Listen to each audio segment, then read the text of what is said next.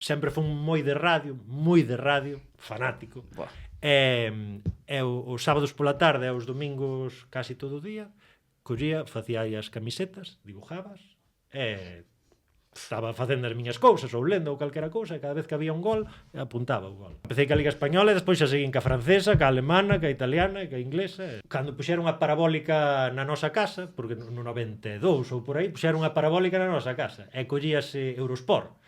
E entonces escoitaba Eurosport sempre poñía un programa que era Eurogols e poñía así resúmenes de ligas fricas, da holandesa e tal. Entonces eu estaba ali co papel e co bolígrafo, co papel e co bolígrafo, pero claro, eles decían en inglés e non sabías como se escribían un xogador. Entonces decía Overmars e así, tal, escribíalo mal. Sendo un neno, ¿no? Esto... Sí, isto estou falando 10, 11 anos. Iba na sangue, eso.